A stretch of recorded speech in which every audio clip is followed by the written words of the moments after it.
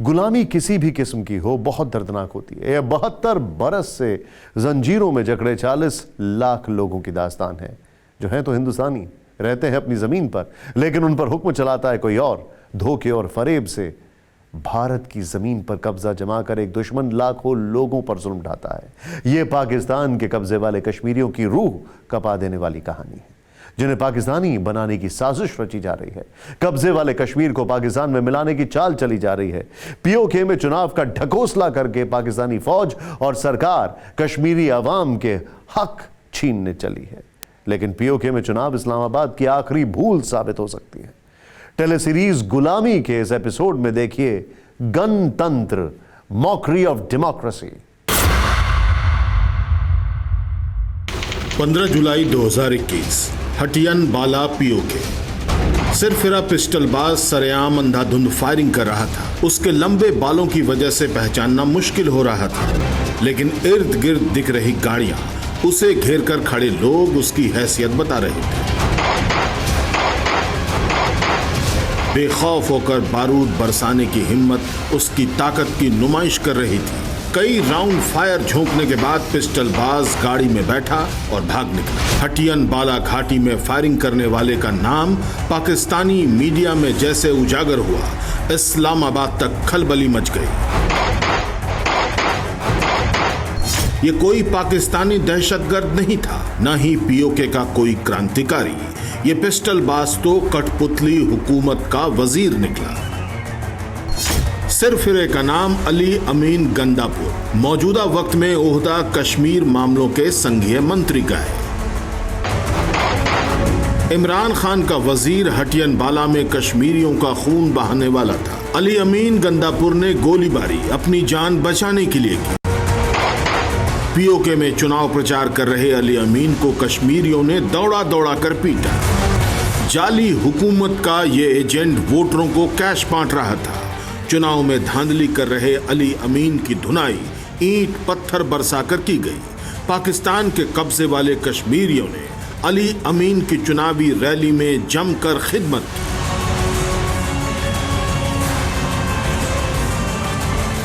वहां से जान बचाकर भागते अमीन के काफिले पर पत्थर से हमला हुआ, जिससे बौखलाकर अली अमीन ने लोगों पर फायरिंग शुरू कर दी। ये पहला वाकया नहीं था।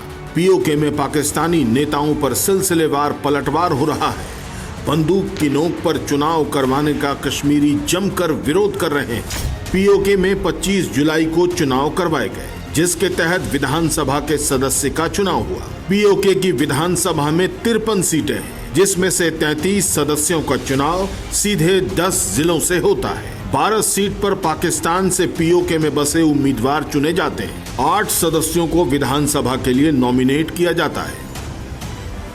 यही सदस्य आगे चलकर पीओके के प्रधानमंत्री और राष्ट्रपति का चुनाव करते हैं।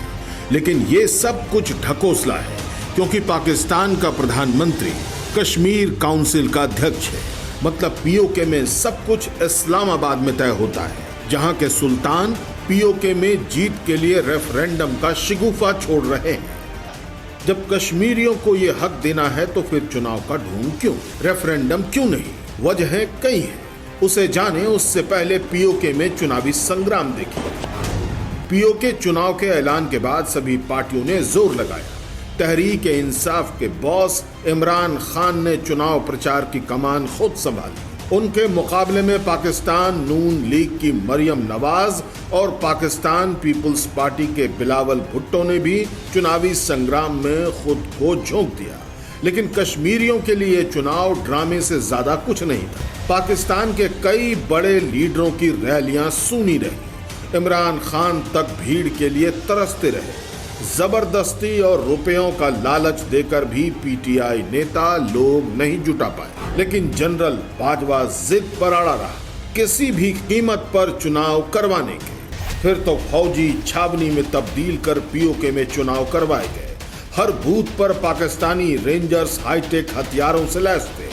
वोटरों को हुक्म था इमरान खान की पार्टी पर ठप्पा लगाना है, लेकिन कश्मीरियों को यह गवारा नहीं था। फिर क्या, जगह जगह भिड़ंत हुई, हंगामा हुआ, विरोध प्रदर्शन के बीच हिंसा हुई, आगजनी की वारदात की भी खबरें आई। बाजवा आर्मी ने बुलेट से बैलेट कैप्चर करने की भरपूर कोशिश की, जबकि पाकिस्तान का बच्चा बच्चा जानता है कि कश्मीर में चुनाव का मतलब क्या है, किस पार्टी को कितनी सीटें मिलेंगी। ये रावलपिंडी में आर्मी हेडक्वार्टर में तय होता है। यही होता आया है, यही आगे भी होगा। जिसे बाजवा चुनेगा वही पीओके का कठपुतली सुल्तान बनेगा। 5 साल पहले नवाज शरीफ की हुकूमत थी जिन्होंने अपने मोहरे पीओके में बिठा दिए। राजा फारूक हैदर प्रधानमंत्री बने और मसूद खान को राष्ट्रपति बनाया गया। लेकिन इन्होंने क्या किया ये कोई नहीं जानता, सिवाय इस्लामाबाद के सुल्तान के दरबार में दुम हिलाने के इनके पास कोई काम नहीं था। पाकिस्तान के कब्जे वाले कश्मीरी जैसे पहले थे वैसे आज भी हैं। वही गरीबी है, वही तंगहाली है, वही जुल्मी फौज है, वही लुटेरे हुक्मरान है जिनके लिए कश्मीरी महज सत्ता के सिंहासन की सीढ़ी है। फिक्र आपकी, सोमवार से शुक्रवार रात 9 बजे सिर्फ TV9 भारतवर्ष पर।